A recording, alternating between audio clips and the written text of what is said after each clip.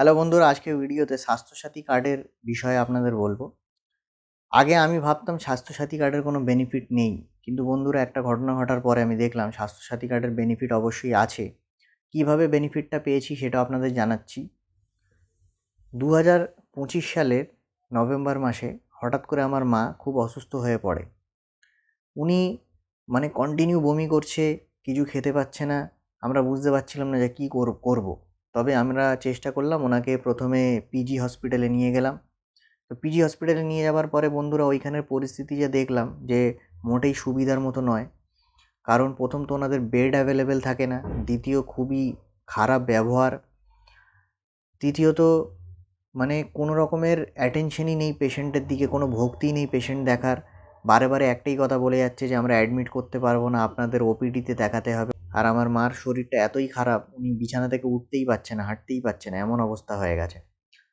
তো তারপর আমরা তাকে মেডিকেলে নিয়ে যাই, মেডিকেলেও এক অবস্থা, অ্যাডমিট করতেই চাইছে না।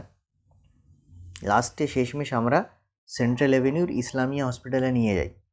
তো প্রথমে আমরা ভাবলাম ইসলামিয়া হসপিটাল তো প্রাইভেট হসপিটাল, এখানে প্রচণ্ড বেশি খরচা হবে। কিন্তু পরে আমরা জানতে পারলাম যে ওইটা স্বাস্থ্যসাথী কার্ড অ্যাকসেপ্ট করে, এবং স্বাস্থ্যসাথী কার্ডের একটা ক্যাটেগরি হয়, হসপিটাল ক্যাটেগরি। সেটা হচ্ছে ক্লাস এ, ক্লাস বি, ক্লাস সি, এরম করে ক্যাটেগরি হয়। তো সবথেকে ভালো ক্যাটাগরি হচ্ছে ক্লাস এ ক্যাটাগরি। তো সেন্ট্রাল অ্যাভিনিউর ইসলামিয়া হসপিটালটা কিন্তু ক্লাস এ ক্যাটাগরিতে পড়ে।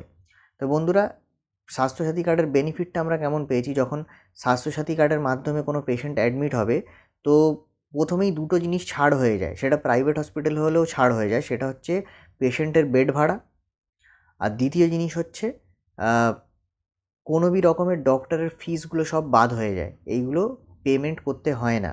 এবং থার্ড জিনিস হচ্ছে পেশেন্ট অ্যাডমিট থাকাকালীন যদি পেশেন্টের অনেক রকমের টেস্ট হয়, ব্লাড টেস্ট, নানান রকমের টেস্ট হতে পারে, এক্স-রে হতে পারে।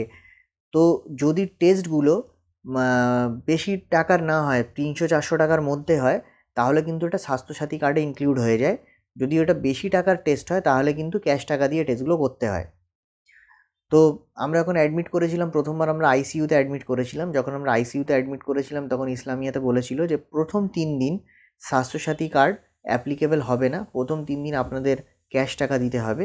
3 দিনের পরে স্বাস্থ্যসাথী কার্ড অ্যাপ্লাইড হয়ে যাবে, এবং যত চিকিৎসা হবে স্বাস্থ্যসাথী কার্ডের আন্ডারেই হবে। তো আমরা দেখলাম, যেরকম ধরুন, যেহেতু আইসিইউতে ছিল, আইসিইউতে পার ডে বেড ভাড়া ধরে নিন 4,000 থেকে 4,500 টাকা বেড ভাড়া রয়েছে। তো মোটামুটি ধরে নিন আমার মা 10-15 দিন অ্যাডমিট ছিল। তো বুঝতেই পারছেন যে কত টাকা আমরা ছাড় পেয়েছি। বেড ভাড়া আমাদের কিচ্ছু দিতে হয়নি, এবং কোনো রকমের ছোট অ্যামাউন্টের টেস্টের কোনো চার্জ দিতে হয়নি, আর ডাক্তারের ফিসগুলোও দিতে হয়নি।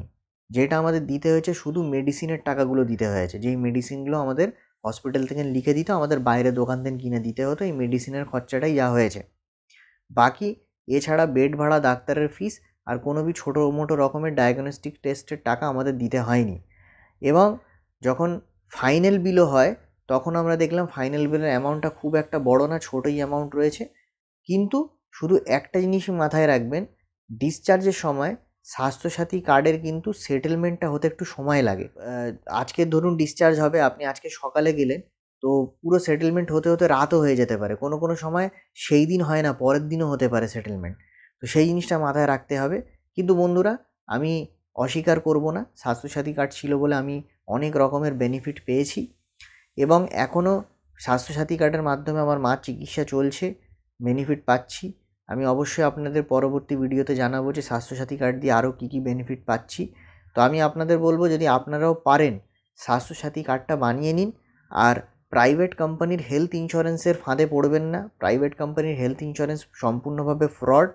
পারলে স্বাস্থ্যসাথী কার্ডটা বানিয়ে নিন। স্বাস্থ্যসাথী কার্ডটা যেহেতু গভর্নমেন্টের জেনুইন জিনিস, যার ফলে কী হচ্ছে, হসপিটালগুলো স্বাস্থ্যসাথী কার্ড যখন অ্যাকসেপ্ট করছে এবং স্বাস্থ্যসাথী কার্ডের মাধ্যমে যখন ট্রিটমেন্ট করে সেই বিলটা যখন গভর্নমেন্টকে পাঠাচ্ছে, তারাও কিন্তু খুবই সতর্ক হয়ে পাঠাচ্ছে। কারণ তারা জানে কি যদি উল্টোপাল্টা বিল করে, তাহলে কিন্তু তাদের লাইসেন্স ক্যান্সেল হয়ে যেতে পারে। যদি ভিডিওটা ভালো থেকে থাকে লাইক দেবেন, শেয়ার করবেন, অবশ্যই কমেন্ট করবেন, আপনাদের যদি কোনো বক্তব্য থাকে জানাবেন। প্লিজ চ্যানেলটিকে সাবস্ক্রাইব করুন, তাহলে আমি আরও ইনফরমেটিভ ভিডিও আপনাদের জন্য পরবর্তী ভিডিওগুলোতে আনবো। ধন্যবাদ ভিডিওটি দেখার জন্য।